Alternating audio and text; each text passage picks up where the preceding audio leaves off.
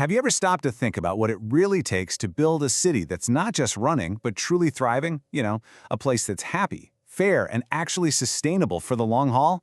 It's a huge challenge, one of the biggest of our time. And today, we're going to dig into a surprisingly simple idea that could give our local leaders a much-needed edge. Okay, let's get into it.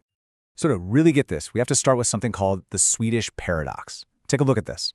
This data from the University of Leeds tells a fascinating story. On the one hand, Sweden is an absolute superstar when it comes to social well-being. See that solid blue part? That means they've hit 100% of their social goals for their people. Amazing, right?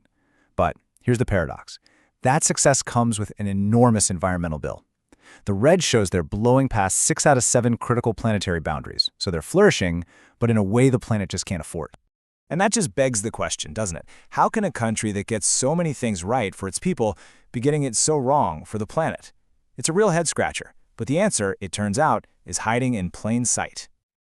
The answer lies in what experts call the built environment. It's everything we've built around us. Our homes, our roads, our energy grids, the whole shebang. This incredible network is the engine that powers our lives, but it's also the main thing driving our huge environmental impact. So, if our built environment is right at the center of the problem, who's actually steering the ship? Well, that brings us to the people managing it all, our local politicians, and you're about to see they're in a really tough spot. Just think about your own local city council for a second. In a lot of places, like in Sweden, these aren't full-time, professional politicians. They're part-time folks, regular people with other jobs who only get together for a formal meeting maybe once a month. And in that short time, they're supposed to make these huge decisions, but they're usually just buried under stacks of super dense, complicated reports. And this quote just hits the nail on the head.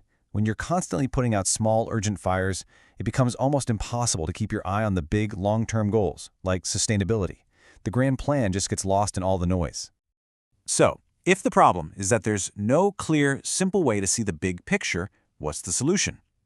Well, the research we're looking at here proposes something really elegant, a dashboard for decisions. The whole idea is to move from confusion to clarity. Think about it. Right now, it's often thick reports, a bit of guesswork, and a lot of reacting to problems. But with a dashboard, you get an at-a-glance overview, you can see trends in real time, and you can focus your energy on what's actually urgent, proactively.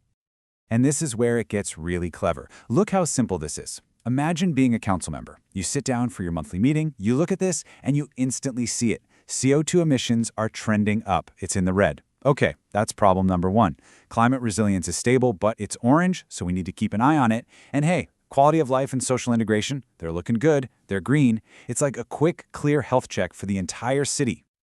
And that's the whole point, isn't it? This makes sure that the council's incredibly limited time is spent on what actually matters. They don't have to waste an hour debating what to talk about. The dashboard points right to the red issues. That's where the conversation starts. Now you're probably wondering, where does all this data come from? Does this just mean more work for everyone? Actually, no. The beauty of this is that it's about using the data we already have, just smarter. The process itself is pretty straightforward. First, the city decides on its big strategic goals, like, say, cutting emissions. Then, it pulls together data that's already out there, things like national fuel sales or even satellite data showing tree cover. The dashboard just tracks this stuff over time and automatically flags the red issues, which lets the council take focused, targeted action based on real evidence. So why is this so important? It's just a dashboard, right? Well, because the effects aren't just small changes. They create this powerful ripple effect that can transform an entire community for the better. For starters, it leads to real climate resilience. When leaders can clearly see and track where the city is vulnerable, like which areas are at risk of flooding, they can act before a disaster strikes, not after. It's about building a city that can handle whatever comes its way. And a city that's resilient is the foundation for a much better quality of life. That same data can pinpoint exactly where a new park is needed most or where public transit is letting people down. It helps make smart investments that make a city a truly great place to live. And when you get that combination right, resilience and quality of life, something else happens. You get smarter economic growth. A city that is measurably green and livable becomes a magnet. It attracts talent, investment, and businesses that want to be part of a sustainable future. And maybe the most important piece of the puzzle, all of this builds public trust. When decisions are transparent, when they're driven by clear data that anyone can look at, It changes the entire dynamic between citizens and their leaders. It creates accountability and empowers everyone to be part of the solution. So in the end, it's a simple tool for a really complex problem. It's about helping good, well-meaning people make better, smarter decisions for their communities and for the planet. And that leaves us with one final thought. Could a dashboard like this change your town?